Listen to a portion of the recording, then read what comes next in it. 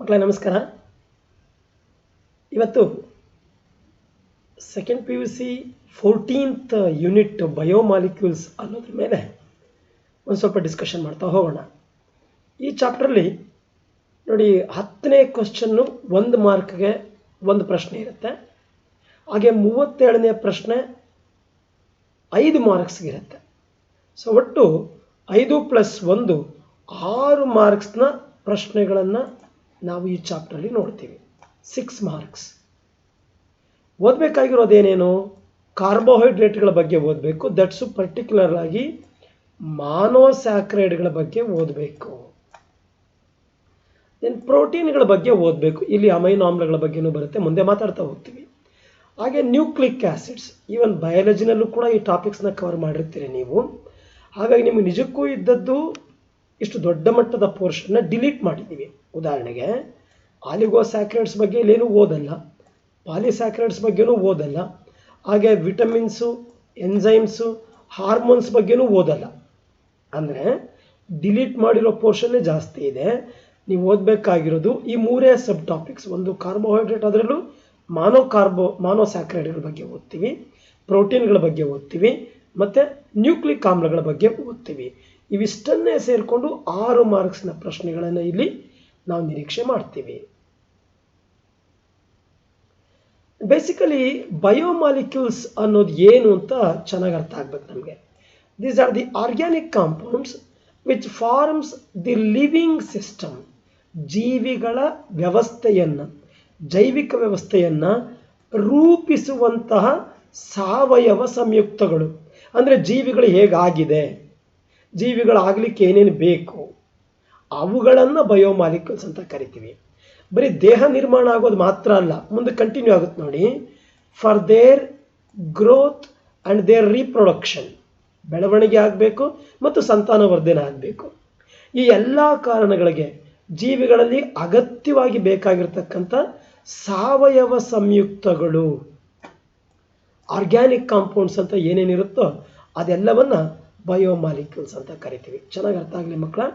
Biomolecules R the organic compounds which form the living system, or we may call it as which may build up, ದೇಹವನ್ನು ರೂಪಿಸಲಿಕ್ಕೆ ಮತ್ತು ಜೈವಿಕ ವ್ಯವಸ್ಥೆಯನ್ನು ರೂಪಿಸಲಿಕ್ಕೆ ಬೇಕಾದಂಥ and responsible for their growth and reproduction. ಒಟ್ಟಾರೆ ಜೀವ ವ್ಯವಸ್ಥೆಯ ನಿರ್ವಹಣೆ ಅಂತ ಕರಿಬೋದು ನಾವು. ಜೈವಿಕ ವ್ಯವಸ್ಥೆಯನ್ನು ನಿರ್ವಹಣೆ ಮಾಡಲಿಕ್ಕೆ ಜೀವಿಗಳಲ್ಲಿರುವ ಸಾವಯವ ಸಂಯುಕ್ತಗಳನ್ನು ಬಯೋಮಾಲಿಕ್ಯೂಲ್ಸ್ ಅಥವಾ ಜೈವಿಕ ಅಣುಗಳು ಅಂತ ಕರಿತೀವಿ. ಇಷ್ಟು ನಾವು ನೋಡ್ತಾ ಇರ್ತಕ್ಕಂಥ ಲಿಸ್ಟ್ ಇದೆಯಲ್ಲ, ಇವೆಲ್ಲವೂ ಜೈವಿಕ ಅಣುಗಳು ಅಂತಾನೆ. ಉದಾಹರಣೆಗೆ ಕಾರ್ಬೋಹೈಡ್ರೇಟ್ ಒಂದು ಬಯೋಮಾಲಿಕ್ಯೂಲ್, ಪ್ರೋಟೀನ್ ಒಂದು ಬಯೋಮಾಲಿಕ್ಯೂಲ್, ನ್ಯೂಕ್ಲಿಕ್ ಆಮ್ಲ ಒಂದು ಬಯೋಮಾಲಿಕ್ಯೂಲ್, ವಿಟಮಿನ್ಗಳು, ಕಿಣ್ವಗಳು, ಹಾಗೆ ಹಾರ್ಮೋನ್ಗಳು, ಇವೆಲ್ಲವೂ ಬಯೋಮಾಲಿಕ್ಯೂಲ್ಗಳೇ. ಆದರೆ ನಾವಿದರಲ್ಲಿ ಓದ್ತಿರೋದೆಷ್ಟು? ಈ ಮೊದಲ 3 ಮಾತ್ರ ಓದ್ತಾ ಇದ್ದೀವಿ. ಇವುಗಳನ್ನು ಈಗ ಸದ್ಯಕ್ಕೆ ಡಿಲೀಟ್ ಮಾಡಿದ್ದೀವಿ. ಓಕೆ, ಕಾರ್ಬೋಹೈಡ್ರೇಟ್ಗಳು, ಅದರಲ್ಲೂ ಮಾನೋಸ್ಯಾಕ್ರೈಡ್ಸ್ ಮಾತ್ರ ಓದ್ತೀವಿ. ಆಲಿಗೋಸ್ಯಾಕ್ರೈಡ್ಸು ಮತ್ತು ಪಾಲಿಸ್ಯಾಕ್ರೈಡ್ಸ್ ಬಗ್ಗೆ ಓದಲ್ಲ. ಇನ್ನು ಪ್ರೋಟೀನು, ನ್ಯೂಕ್ಲಿಕ್ ಆ್ಯಸಿಡ್ಗಳ ಬಗ್ಗೆ ಸ್ವಲ್ಪ ಓದ್ತಾ ಹೋಗ್ತೀವಿ. ಓಕೆ, ಮುಂದೆ ಹೋಗೋಣ. The first term is carbohydrates. ಏನಿದು ಕಾರ್ಬೋಹೈಡ್ರೇಟ್ ಅಂದರೆ? Carbohydrates these are the optically active polyhydroxyaldehydes or ketones. ನೆನಪಿರಲಿ ಪದ, optically active polyhydroxyaldehydes or polyhydroxy ketones. ಏನು ಪದ ಹೇಳುತ್ತೆ? We know the meaning of poly, we know the meaning of hydroxy ಅಂದ್ರೇನು? ಅನೇಕ ಸಂಖ್ಯೆಯ OH ಗುಂಪುಗಳನ್ನು ಹೊಂದಿರುವ ಆಲ್ಡಿಹೈಡ್ಗಳು ಅಥವಾ ಅನೇಕ ಸಂಖ್ಯೆಯ OH ಗುಂಪುಗಳನ್ನು ಹೊಂದಿರುವ ಕೀಟೋನ್ಗಳು ಏನು ಬರುತ್ತೆ, ಅವುಗಳು ಆಪ್ಟಿಕಲಿ ಆಕ್ಟಿವ್ ಇದ್ದರೆ ಅವುಗಳನ್ನು ಕಾರ್ಬೋಹೈಡ್ರೇಟ್ಗಳು ಅಂತ ಕರಿತೀವಿ. ಇನ್ ಕೇಸ್ ಇನ್ನೊಂದು ಸ್ಟೇಟ್ಮೆಂಟ್ ಮಾಡ್ಬೋದು, ಜಲವಿಭಜನೆಗೆ ಒಳಗಾದಾಗ, ಹೈಡ್ರಾಲಿಸಿಸ್ಗೆ ಒಳಗಾದಾಗ ಇಂತಹ ಪಾಲಿಹೈಡ್ರಾಕ್ಸಿ ಆಲ್ಡಿಹೈಡ್ಗಳನ್ನು ಅಥವಾ ಪಾಲಿಹೈಡ್ರಾಕ್ಸಿ ಕೀಟೋನ್ಗಳನ್ನು ಯಾವುದು ಕೊಡ್ತದೋ ಅದನ್ನು ಕೂಡ ಕಾರ್ಬೋಹೈಡ್ರೇಟ್ ಅಂತಾನೆ ಕರಿತೀವಿ. See, carbohydrates are the optically active compounds which on hydrolysis they produce polyhydroxy aldehydes or polyhydroxy ketones. ಅದರಲ್ಲಿ ಇರಬೇಕು ಪಾಲಿಹೈಡ್ರಾಕ್ಸಿ ಆಲ್ಡಿಹೈಡ್ಸ್ ಇರಬೇಕು ಅಥವಾ ಪಾಲಿಹೈಡ್ರಾಕ್ಸಿ ಕೀಟೋನ್ಸ್ ಇರಬೇಕು. ಅವಿರಲಿಲ್ವಾ, ಒಂದ್ ವೇಳೆ ಜಲವಿಭಜನೆಗೊಳಗಾದಾಗ ಅವುಗಳನ್ನು ಬಿಡುಗಡೆ ಮಾಡುವಂಥ ಸಂಯುಕ್ತಗಳಿದ್ರೂ ಕೂಡ ಅವುಗಳನ್ನ ಕಾರ್ಬೋಹೈಡ್ರೇಟ್ಗಳು ಅಂತ ಕರಿತೀವಿ. Okay, carbohydrates are also called saccharides because they are sweet in taste. ಕಾರ್ಬೋಹೈಡ್ರೇಟ್ಗಳು ರುಚಿಯಲ್ಲಿ ಸಿಹಿಯಾಗಿರ್ತವೆ, ಹಾಗಾಗಿ ಅವುಗಳನ್ನು ಸ್ಯಾಕರೈಡ್ಸ್ ಅಥವಾ ಶುಗರ್ಸ್ ಅಂತಲೂ ಕೂಡ ಕರಿತೀವಿ. ನೆನಪಿರಲಿ ಮಕ್ಕಳ, ಇಲ್ಲಿ 1 ಮಾರ್ಕ್ನ ಒಂದು ಪ್ರಶ್ನೆನ ನೋಡಬಹುದು ನಾವು. ವಾಟ್ ಆರ್ ಕಾರ್ಬೋಹೈಡ್ರೇಟ್ಸ್ ಅನ್ನೋದಕ್ಕೆ these are optically active polyhydroxy aldehydes or optically active polyhydroxy ketones are called carbohydrates are the compounds on hydrolysis which produces polyhydroxyaldehydes or polyhydroxy ketones are called carbohydrates. Okay, ಅರ್ಥ ಆಗಿದೆ ಅಂದ್ಕೋತೀನಿ. ಈ ಮುಂದೆ ಬರೆದು classification of carbohydrates ಇದೆ.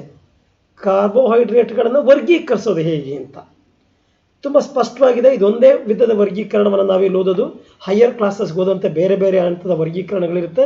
ಇಲ್ಲಿ on the basis of their behaviour on hydrolysis, ಜಲವಿಭಜನೆಗೆ ಒಳಗಾದಾಗ ಅವುಗಳ ವರ್ತನೆ ಹೇಗಿರುತ್ತೆ, ಯಾವುದ್ರದ್ದು, ಕಾರ್ಬೋಹೈಡ್ರೇಟ್ದು. ಜಲವಿಭಜನೆಗೆ ಒಳಗಾದಾಗ, ನೀರಿನಲ್ಲಿ ವಿಲೀನಗೊಂಡಾಗ ಅವುಗಳು ಹೇಗೆ ವರ್ತಿಸ್ತವೆ ಅನ್ನೋದನ್ನು ಆಧಾರವಾಗಿಟ್ಕೊಂಡು 3 ರೀತಿಯಲ್ಲಿ ಕಾರ್ಬೋಹೈಡ್ರೇಟ್ಗಳನ್ನು ವಿಂಗಡಿಸ್ತೀವಿ. They have been broadly divided into following 3 groups. One is monosaccharide. The word itself says mono. Another one is oligo, few, poly, many. ನೋಡಿ, ಇವುಗಳನ್ನು ಏಕ ಶರ್ಕರಿ ಅಂತಲೂ ಕರಿತೀವಿ. ಇವುಗಳನ್ನು ಹಲ ಶರ್ಕರಿ ಅಂತ ಕರಿತೀವಿ. ಇವುಗಳನ್ನು ಬಹುಶರ್ಕರಿ ಅಂತಲೂ ಕರಿತೀವಿ. ಅಂದರೆ ಒಂದೇ ಒಂದು ಸಕ್ಕರೆ ಯೂನಿಟ್ ಇದ್ದರೆ ಅದು ಮಾನೋಸ್ಯಾಕ್ರೈಡ್. ಆಲಿಗೋಸ್ಯಾಕ್ರೈಡಲ್ಲಿ ಹಲವು 2 ರಿಂದ 10 ಸಕ್ಕರೆ ಯೂನಿಟ್ ಇರುತ್ತೆ. ಪಾಲಿಸ್ಯಾಕ್ರೈಡ್ಸ್ ಅಲ್ಲಿ ಮೆನಿ ಸ್ಯಾಕ್ರಿನ್ ಯೂನಿಟ್ಸ್ ಆರ್ ಪ್ರೆಸೆಂಟ್. ಲಕ್ಷಾಂತರ ಕೋಟ್ಯಾಂತರ ಪಾಲಿಸ್ಯಾಕ್ರೈಡ್ ಸ್ಯಾಕ್ರೈಡ್ ಯೂನಿಟ್ಗಳು ಒಟ್ಟೊಟ್ಟಿಗೆ ಸೇರಿಕೊಂಡಾಗ ಅದನ್ನು ಪಾಲಿಸ್ಯಾಕ್ರೈಡ್ ಅಂತ ಕರಿತೀವಿ. ಎಕ್ಸಾಮ್ಗೆ ಬಹಳ ಮುಖ್ಯವಾದ ಪಾಯಿಂಟ್ ಇಲ್ಲಿದೆ. A carbohydrate that cannot be hydrolysed further to give a simpler unit of polyhydroxy aldehyde or ketone is called monosaccharide. ಇದು ಹೈಡ್ರಾಲಿಸಿಸ್ ಒಳಗಾದಾಗ ಸಿಂಪ್ಲರ್ ಪಾಲಿಹೈಡ್ರಾಕ್ಸಿ ಆಲ್ಡಿಹೈಡ್ನ ಕೊಡಲ್ಲ, ಪಾಲಿಹೈಡ್ರಾಕ್ಸಿ ಕೀಟೋನ್ ಕೊಡಲ್ಲ. So therefore it is called monosaccharide. ಅಂದರೆ ಹೆಚ್ಚಿನ ಸಂಯುಕ್ತಗಳನ್ನ ಕೊಡ್ಲಿಕ್ಕೆ ಇದ್ರೊಳಗಡೆಗೆ ಹೆಚ್ಚಿನ saccharin ಘಟಕಗಳಿರಲ್ಲ, ಒಂದೊಂದೇ ಸಕ್ಕರೆ ಘಟಕಗಳಿರುತ್ತೆ. ಹಾಗಾಗಿ ಇವುಗಳನ್ನು ಮಾನೋಸ್ಯಾಕ್ರೈಡ್ ಅಂತ ಕರಿತೀವಿ. ಬೆಸ್ಟ್ ಎಕ್ಸಾಂಪಲ್ ಒಂದು ಗ್ಲೂಕೋಸು, ಫ್ರಕ್ಟೋಸು, ರೈಬೋಸ್. ಯೂಶುವಲಿ ಇವುಗಳನ್ನೇ ಕೇಳ್ತೀವಿ. Give an example for a monosaccharide ಅಂದರೆ ನೀವು ಗ್ಲೂಕೋಸ್ ಕೊಡ್ಬೋದು, ಫ್ರಕ್ಟೋಸ್ ಕೊಡ್ಬೋದು, ರೈಬೋಸ್ ಯಾವುದಾದ್ರೂ ಒಂದನ್ನು. ಓಕೆ, ಇದು ವಾಟ್ ಆರ್ ಮಾನೋಸ್ಯಾಕ್ರೈಡ್ಸ್ ಅನ್ನೋದಕ್ಕೆ. ಮತ್ತೊಮ್ಮೆ ಕೇಳಿಸ್ಕೊಳ್ಳಿ, ಯಾವ ಕಾರ್ಬೋಹೈಡ್ರೇಟ್ಗಳು ಜಲವಿಭಜನೆಗೆ ಒಳಗಾದಾಗ ಪಾಲಿಹೈಡ್ರಾಕ್ಸಿ ಆಲ್ಡಿಹೈಡ್ಗಳನ್ನು ಅಥವಾ ಪಾಲಿಹೈಡ್ರಾಕ್ಸಿ ಕೀಟೋಗಳನ್ನು ಕೊಡೋದಿಲ್ವೋ ಅದನ್ನು ಮಾನೋಸ್ಯಾಕ್ರೈಡ್ ಅಂತ ಕರಿತೀವಿ. Which cannot be hydrolysed further to give simpler unit like polyhydroxy aldehyde or polyhydroxy ketone. ಅದನ್ನು ಕೊಡಲ್ಲ ಇದು. ಅದರಲ್ಲಂತ ಕೊಡಲಿಕ್ಕೆ ಹೆಚ್ಚುವರಿ ಪಾಲಿಹೈಡ್ರಾಕ್ಸಿ ಆಲ್ಡಿಹೈಡ್ಸ್ ಅಥವಾ ಕೀಟೋನ್ಸ್ ಇರಲ್ಲ, ಅಂದರೆ ಒಂದೊಂದೇ ಇರುತ್ತೆ ಅಂತ ಆಯಿತು. ಹಾಗಾಗಿ ಇದನ್ನು ಮಾನೋ ಅಂದರೆ ಒಂದು. ಓಕೆ, ಬಂದವಾಗ ಆಲಿಗೋಸ್ಯಾಕ್ರೈಡ್ಸ್ ಅಂತ ಬಂದಾಗ ನೋಡಿ ಪದ, on hydrolysis they may give 2 to 10 monosaccharide units. 2 ರಿಂದ 10 ಏಕಶರ್ಕರ ಘಟಕಗಳನ್ನು ಬಿಡುಗಡೆ ಮಾಡ್ತು ಅಂದರೆ ಅದನ್ನ ಆಲಿಗೋಸ್ಯಾಕ್ರೈಡ್ ಅಂತ ಕರಿತೀವಿ. ಹಾಗಾಗಿ ಇದನ್ನ ಡೈಸ್ಯಾಕರೈಡ್, ಟ್ರೈಸ್ಯಾಕರೈಡ್, ಟೆಟ್ರಾ, ಪೆಂಟಾ ಈಗ ಕರಿತಾ ಹೋಗ್ಬೋದು. ಡೈ ಅಂದರೆ 2 ಕೊಡುತ್ತೆ, ಟ್ರೈ ಅಂದರೆ 3 ಕೊಡುತ್ತೆ, ಟೆಟ್ರಾ ಅಂದರೆ 4 ಕೊಡುತ್ತೆ, ಪೆಂಟಾ ಅಂದರೆ 5 ಕೊಡುತ್ತೆ, ಅಪ್ ಟು 10 ಸ್ಯಾಕ್ರೈಡ್ ಯೂನಿಟ್ ಕೊಡೋವರೆಗೂ ನಾವು ಬರಿತಾ ಹೋಗ್ಬೋದು. ಎಕ್ಸಾಮ್ಗೆ ಇದು ಬಹಳ ಮುಖ್ಯ ಮಕ್ಕಳ, ಇಲ್ಲಿ ಕೇಳಿಸ್ಕೊಳ್ಳಿ. ಡೈಸ್ಯಾಕ್ರೈಡ್ಸ್ ಅಲ್ಲಿ ಪರ್ಟಿಕ್ಯುಲರ್ಲಿ 2 ಸ್ಯಾಕ್ರೈಡ್ಗಳಿರ್ತಕ್ಕಂಥ 3 ಡೈಸ್ಯಾಕ್ರೈಡ್ಸ್ಗಳ ಬಗ್ಗೆ ಓದ್ತೀವಿ. ಅದು ಸಿಂಪ್ಲಿ ಎಕ್ಸಾಂಪಲ್ಗೋಸ್ಕರ ಕೇಳ್ತೀವಿ. ನಾವು ದಿನನಿತ್ಯ ನಮ್ಮ ಮನೆಯಲ್ಲಿ ಬಳಸ್ತಕ್ಕಂಥ ಸಕ್ಕರೆ ಒಂದು ಡೈಸ್ಯಾಕ್ರೈಡ್, ಅದರ ರಾಸಾಯನಿಕ ಹೆಸರು ಸುಕ್ರೋಸ್. ಚೆನ್ನಾಗಿ ನೆನಪಿರಲಿ, ಎಕ್ಸಾಮಿಗೆ ಕೇಳಿದ್ದೀವಿ. ಕಮರ್ಷಿಯಲ್ ಶುಗರ್ ಅಂತೀವಿ, ಟೇಬಲ್ ಶುಗರ್ ಅಂತೀವಿ. ನಾವು ಮನೆಯಲ್ಲಿ ಬಳಸ್ತಕ್ಕಂಥ ಡೈಲಿ ಬಳಸ್ತಕ್ಕಂಥ ಸಕ್ಕರೆ ಹೆಸರು ಸುಕ್ರೋಸ್. ಅದರೊಳಗಡೆ ಒಂದು ಗ್ಲೂಕೋಸು ಒಂದು ಫ್ರಕ್ಟೋಸ್ ಎರಡೂ ಇರುತ್ತೆ. So therefore sucrose is a disaccharide which comes under oligosaccharide. ಹಾಗೆ ಮಾಲ್ಟೋಸ್ ಅಂತ ಇನ್ನೊಂದು ಎಕ್ಸಾಂಪಲ್ ತಗೋತೀವಿ. ಅದರಲ್ಲಿ 2 ಗ್ಲೂಕೋಸ್ ಘಟಕಗಳು ಇರ್ತವೆ, ಅದು ಮಾಲ್ಟೋಸ್. ನಾವೆಲ್ಲ ಓದ್ತೀವಿ ರಾಗಿ ಮಾಲ್ಟು, ಗೋಧಿ ಮಾಲ್ಟು, ಈ ಥರ ಮಾಲ್ಟೋಸ್ ಅಂತ ಓದ್ತೀವಿ. ಅದರೊಳಗಡೆ ಇರ್ತಕ್ಕಂಥದ್ದು 2 ಗ್ಲೂಕೋಸ್ ಯೂನಿಟ್. ಹಾಗೆ ಹಾಲಿನಲ್ಲಿರ್ತಕ್ಕಂಥ ಸಕ್ಕರೆ ಲ್ಯಾಕ್ಟೋಸ್, ಹಾಲಿನಲ್ಲಿರುವ ಸಕ್ಕರೆ ಲ್ಯಾಕ್ಟೋಸ್. ಅದರೊಳಗಡೆ ಒಂದು ಗ್ಲೂಕೋಸ್ ಇರುತ್ತೆ, ಒಂದು ಗ್ಯಾಲಕ್ಟೋಸ್ ಇರುತ್ತೆ. ನೀವು ಗಮನಿಸಿ, ನಾವು ಓದ್ತಾ ಇರ್ತಕ್ಕಂಥ ಈ 3 ಗುಂಪುಗಳಲ್ಲಿ 2 ಸಕ್ಕರೆ ಘಟಕಗಳಿವೆ. ಹಾಗಾಗಿ ಇವುಗಳನ್ನು ಡೈಸ್ಯಾಕ್ರೈಡ್ ಅಂತ ಕರಿತಾ ಇದ್ದೀವಿ. ಸೊ ಡೈಸ್ಯಾಕ್ರೈಡ್ಸ್ ಅಲ್ಲಿ 2 ಮಾನೋಸ್ಯಾಕ್ರೈಡ್ ಘಟಕಗಳಿರುತ್ತೆ. ಸುಕ್ರೋಸ್ ಅನ್ನೋ ಡೈಸ್ಯಾಕ್ರೈಡ್ ಅಲ್ಲಿ ಒಂದು ಗ್ಲೂಕೋಸು ಒಂದು ಫ್ರಕ್ಟೋಸ್ ಅನ್ನೋ 2 ಮಾನೋಸ್ಯಾಕ್ರೈಡ್ ಇರುತ್ತೆ. ಮಾಲ್ಟೋಸ್ ಅನ್ನೋ ಡೈಸ್ಯಾಕ್ರೈಡ್ ಅಲ್ಲಿ 2 ಗ್ಲೂಕೋಸ್ ಮಾನೋಸ್ಯಾಕ್ರೈಡ್ಗಳಿರುತ್ತೆ. ಒಂದು ಲ್ಯಾಕ್ಟೋಸ್ ಅನ್ನೋ ಡೈಸ್ಯಾಕ್ರೈಡ್ ಅಲ್ಲಿ ಒಂದು ಗ್ಲೂಕೋಸ್ ಅನ್ನೋ ಮಾನೋಸ್ಯಾಕ್ರೈಡು, ಒಂದು ಗ್ಯಾಲಕ್ಟೋಸ್ ಅನ್ನೋ ಮಾನೋಸ್ಯಾಕ್ರೈಡ್ ಇರುತ್ತೆ. ರೈಟ್, ಅರ್ಥ ಆಗಿದೆ? ವೆರಿ ಇಂಪಾರ್ಟೆಂಟ್ ಮಕ್ಕಳ, ಇದು ಚೆನ್ನಾಗಿ ಅರ್ಥ ಮಾಡ್ಕೋಬೇಕು ಮತ್ತೆ ಉಳಿಸ್ಕೋಬೇಕು. ಪಾಲಿಸ್ಯಾಕ್ರೈಡ್ ಅನ್ನೋದು ಏನು? On hydrolysis they may give large number of monosaccharides. Large, ಅನೇಕ ಸಂಖ್ಯೆಯ ಮಾನೋಸ್ಯಾಕ್ರೈಡ್ಗಳನ್ನು ಯಾವುದು ಕೊಡುತ್ತೋ ಅದು ಪಾಲಿಸ್ಯಾಕ್ರೈಡ್. ಎಕ್ಸಾಂಪಲ್ ಕೇಳ್ತಾನೆ, ಸ್ಟಾರ್ಚ್ ಗಂಜಿ, ಸೆಲ್ಯುಲೋಸ್, ಗ್ಲೈಕೋಜನ್, ಗಮ್, ಇವೆಲ್ಲವೂ ಪಾಲಿಸ್ಯಾಕ್ರೈಡ್ಗಳಿಗೆ ಎಕ್ಸಾಂಪಲ್ಸ್. ಬಹಳ ಮುಖ್ಯ ಮಕ್ಕಳ, 1 ಮಾರ್ಕ್ಗೆ ಇಲ್ಲಿ ಕೇಳುವಂಥ ಪ್ರಶ್ನೆ ಇರುತ್ತೆ. Give an example for a polysaccharide ಅಂತ. Okay, then polysaccharides are not they are not sweet in taste.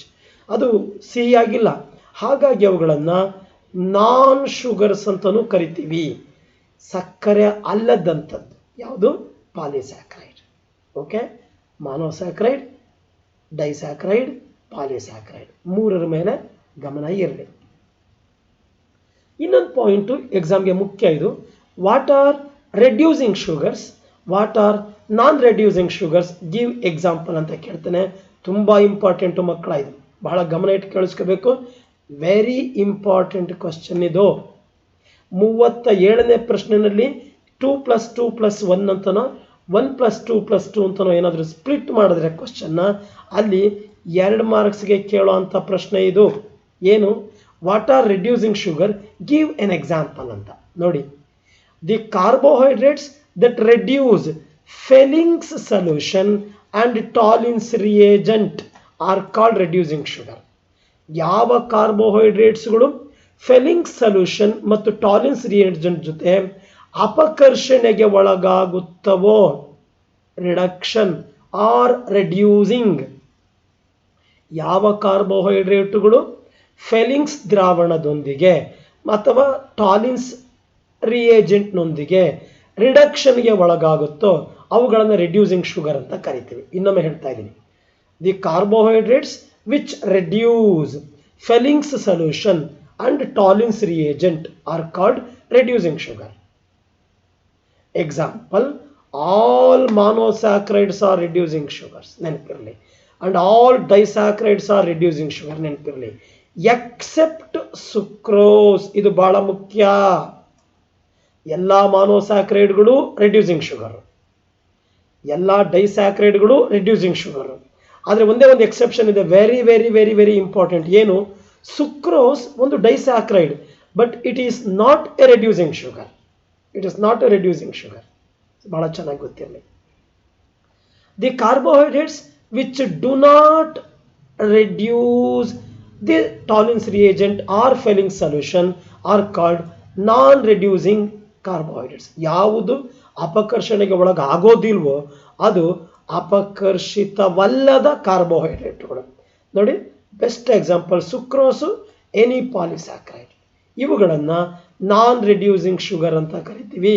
ಇದು ಕೂಡ ಇಂಪಾರ್ಟೆಂಟ್ ಮಕ್ಕಳ ಎಕ್ಸಾಮ್ಗೆ. ಓಕೆ, ಇಷ್ಟು ಇವತ್ತಿಗೆ ಸಾಕು ಮಕ್ಕಳ. ಮುಂದೆ ಇನ್ನೊಂದು ವಿಡಿಯೋದಲ್ಲಿ ಇದರ ಮುಂದುವರೆದ ಭಾಗವನ್ನು ಚರ್ಚೆ ಮಾಡ್ತಾ ಹೋಗೋಣ. ನಮಸ್ಕಾರ.